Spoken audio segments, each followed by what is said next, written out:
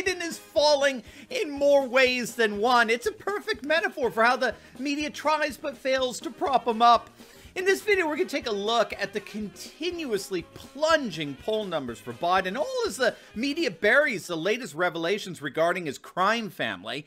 We're going to see how the media is actually admitting that they're deliberately burying stories like this. And stick with me to the very end of this video, where I'll reveal that in the end, the media is falling down right alongside Bumblin Biden. You're not gonna want to miss this. Greetings, everyone, patriots all across the globe. Dr. Stevie with you. Great to be with you. As always, I'm your daily fake news antidote, offering patriotic analysis to help you to think better so you can feel better in these crazy and turbulent times. So if you're already done so, you know what to do. Make sure to smack that bell and subscribe button. Before we begin, as you know, I did recently step down from academia to go full-time here at Turley Talks, fighting for freedom and bring the good news of patriotic conservatism to people all over the world. But I need your support. As a movement, I need people like you helping me keep my business going in the midst of constant threats from cancel culture. So my team and I have created an amazing merch store with the best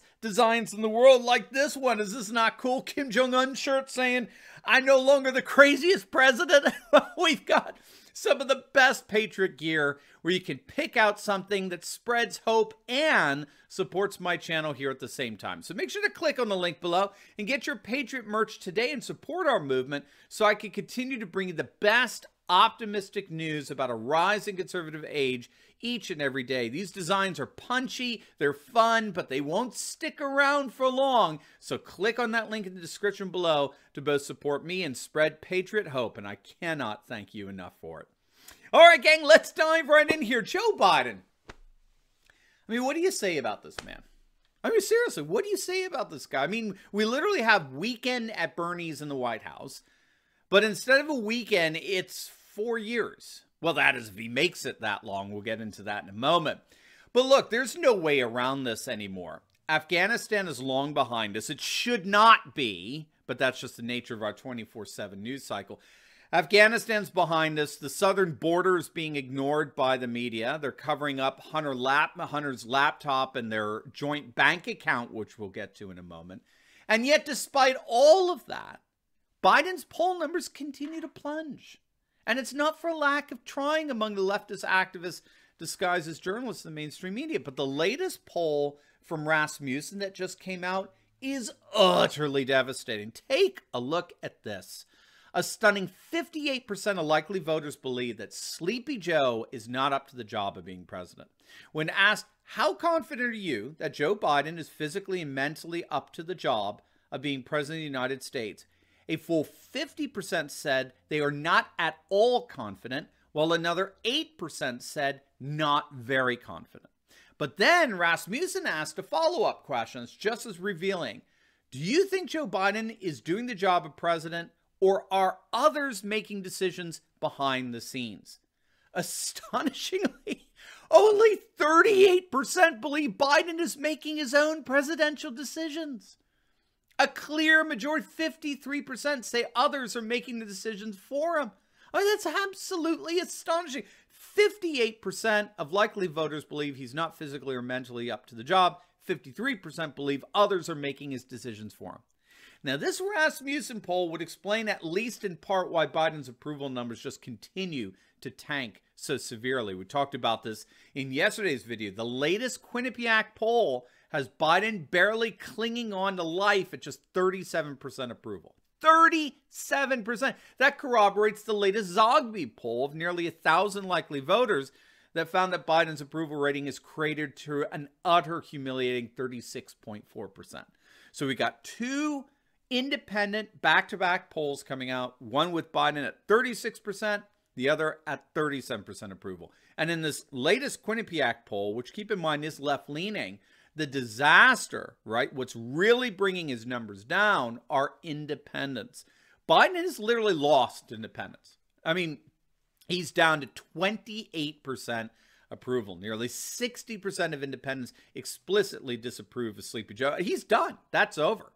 I mean, the Rasmussen poll would also explain, too, a new poll by the McLaughlin Group that shows that 58% of likely voters believe Biden's going to be replaced. He's not going to finish his term as president. And here's the shocker. You ready for this?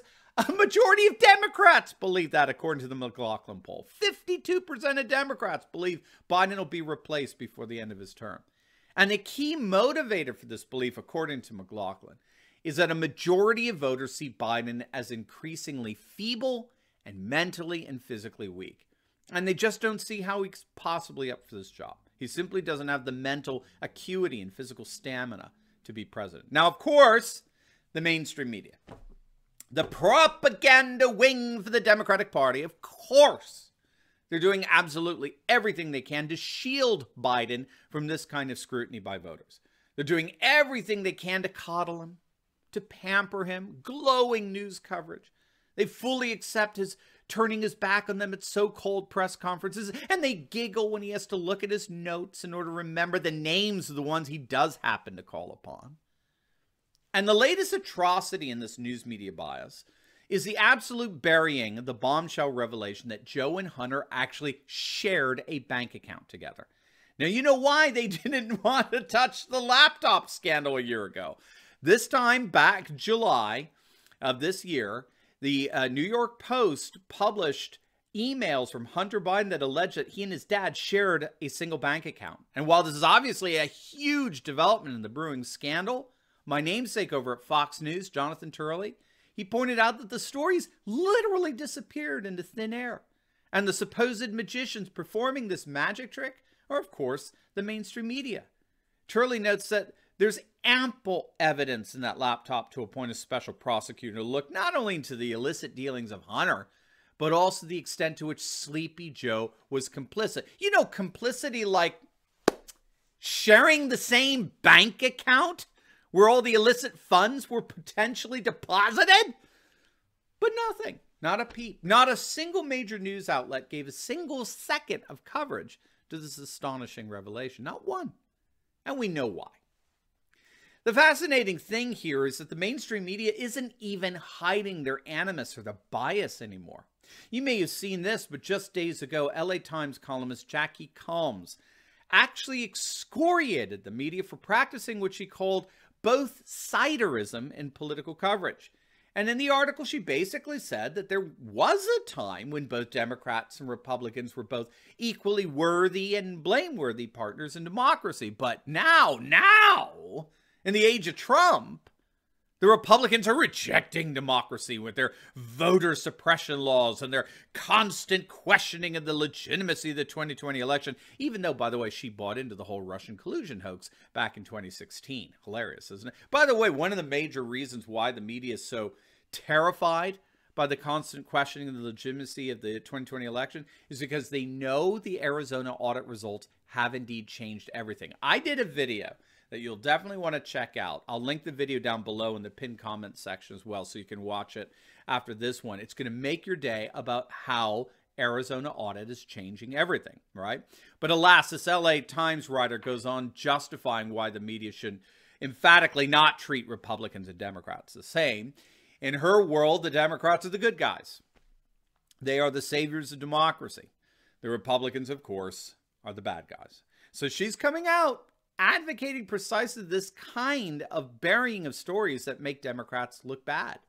And she's not the first one to overtly advocate for this. NBC's nightly news anchor Lester Holt, who's about as far left an anchor as you can get, he was accepting an award at a media symposium a few months back when he made the rather shocking admission that, quote, it's become clear that fairness is overrated.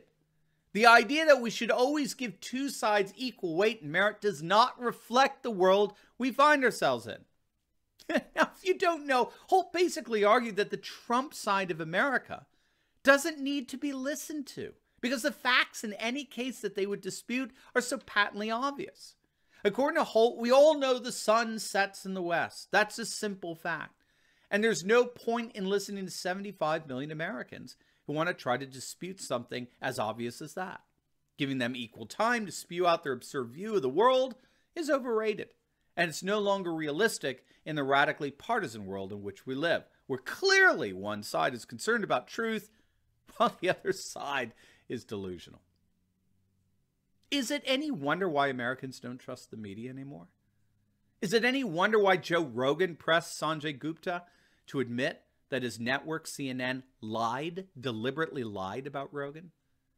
And to have this come full circle, is it any wonder that the American voters, despite all the attempts by the media to cover it up, is it any wonder that the vast majority of American voters believe Biden is incompetent and mentally and physically feeble and emphatically not up to this job?